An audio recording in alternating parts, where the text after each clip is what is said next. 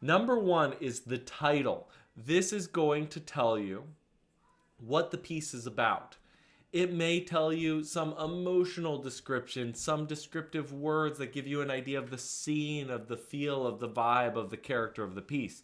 It may also be very specific. It may be like Menuette, opus whatever, number whatever. Well, all of that is more information. The Menuette can tell you how the piece is structured, whether it's a dance, all of those things.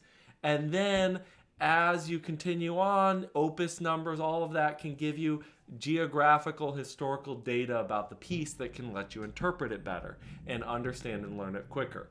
Number two is going to be the composer. What does the composer tell you? Well, the composer can tell you a lot about the style and what notes to expect in the piece. So, for example, if the composer is from the classical era, most likely accidentals are going to be far less and they're going to make sense, meaning relating to a key change or general harmonic shift. If it's more from a contemporary era, maybe the natural and the accidentals are all over the place and just kind of crazy. The country they're from, if it's a country that you belong to, it may actually feel more natural and more normal to you. If it's a country you don't belong to, it may feel weird and exotic. Again, all of these things are generally relative, but you can learn a lot and you're depriving yourself of just easy wins if you don't look at these details ahead of time. Number three is the key signature. What is the key signature? It's the thing before the numbers, after the clefs. What does that tell you? Well, it actually gives you two really big important pieces of information. Information number one is it tells you which sharps and flats are always happening during the piece. This is crucial to reading a piece well. The second detail it gives you that most people overlook is it tells you which notes are very important. In a key, the number one important note is number one. So if you're in B flat major, B flat is your most important note. You're going to be playing a lot of B flats.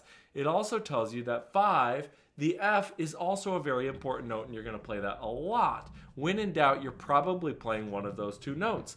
As well, it tells you which places you may go and which notes you may see altered. For example, you may have a lot of F sharps if you're in B flat major as accidentals. Why? Because F sharp is the leading tone of G minor, which is the relative scale of B flat major. Let's get to number 4. That's time signatures. What is so important about looking at the time signature? Those are those numbers at the beginning of the piece. Those numbers give you a framework to understand and count the piece of music.